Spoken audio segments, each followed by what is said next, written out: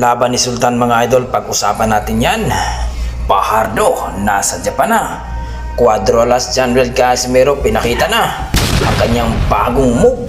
Yan ang ating pag-uusapan mga idol. Pero kung bago kayo sa aking YouTube channel, napadpad, ay baka pwede makahingi ng isang like, subscribe at pakipindot na rin ang ating notification bell. Well mga idol, kahapon po ay nasaksihan natin ang laban sa ating pambato na si Jonas Sultan. Comeback fight po ito ni Sultan mga idol doon po sa Florida, na kung saan ay nakatunggali po niya o nakalaban ito si Frank Gonzalez.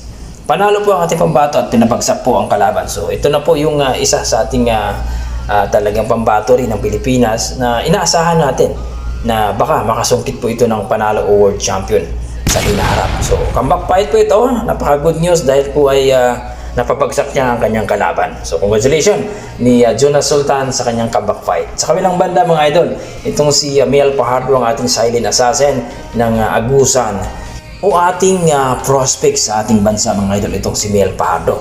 Dahil alam naman natin na ang kalidad ni Miel Fajardo ay hindi po basta-basta, pang world class talaga ito.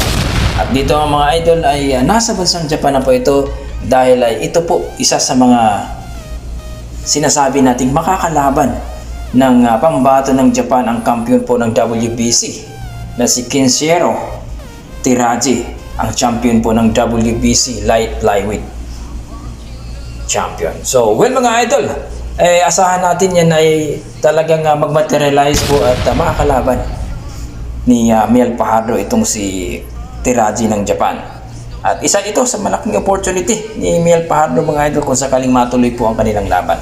Sa kabilang banda mga idol, Cuadrolas General Casimero, ating angas ng Pilipinas, ay puspusan po ang kanyang training at pinakita po mga idol ang kanyang bagong moves na talaga namang ma-appreciate mo at talagang mamangha ka, magulat ka.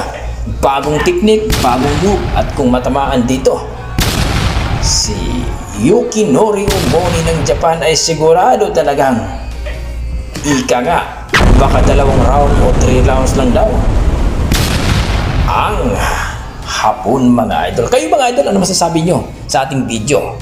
I-komento mo na sa baba mga idol para ating pag-uusapan. Maraming salamat.